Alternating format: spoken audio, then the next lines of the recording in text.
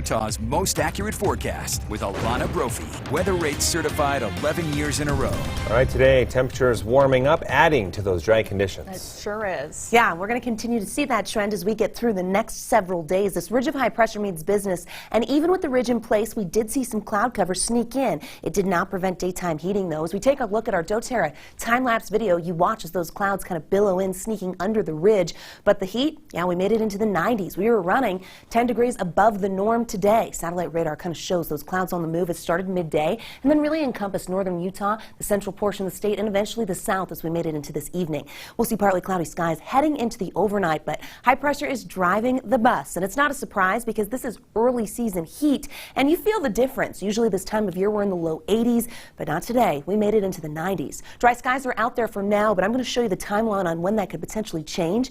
And our high temperatures are going to continue to spike, especially down there in southern Utah, where we're looking at back-to-back triple-digit days. Fire concerns will increase as well. I'll show you which days that peaks because we know the winds will be picking up. 91 in Salt Lake today, 70s in Cache Valley. We saw 80s in Wendover, 97 in Moab, and triple digits near Lake Powell, 103 in St. George. The heat is on in Washington County, and it's going to stay that way as we make it through the overnight. We get actually mild temperatures that are going to be above average when it comes to our lows. 70s turning into 60s, but we're going to stay in the 60s, and typically this time of year, 56 is the average overnight low in Salt Lake. So way above that, so we're not getting a tremendous amount of relief into the overnight, especially down there in southern Utah. While the clouds move through today, tomorrow we get that above average trend with a fewer clouds, so we get some more sunshine and those clearer skies, allowing for that sunshine to really allow the heat to crank. We've got an excessive heat watch down there in Washington County, and that's going to hold steady. By Friday, heat is the big weather headline statewide. We're going to be well above average as we continue to add a degree or two each day. Breezy conditions in our southern and eastern valleys, and that's where we pay attention to our fire danger because we're likely to see messaging when it comes to fire concerns. Let's take a closer look at that excessive heat watch. Now, that's for lower Washington County, and we are seeing this peak Friday into Saturday.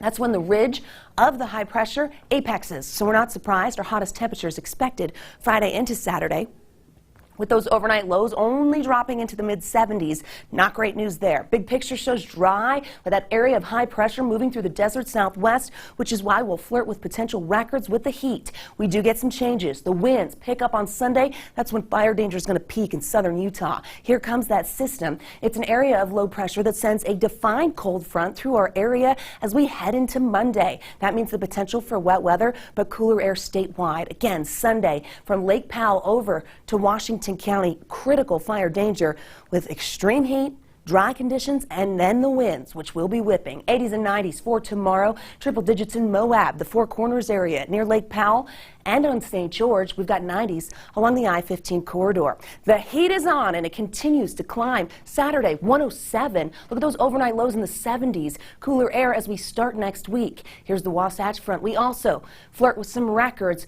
I put the records on the 7-day here. Saturday looks like our best day to challenge that record of 98. Slight chance of wet weather late Sunday, but really into Monday as cooler air comes in and temperatures drop below average as we fall into the 70s. So way above it to way below it in the blink of an eye. Glenn, Courtney, over to you.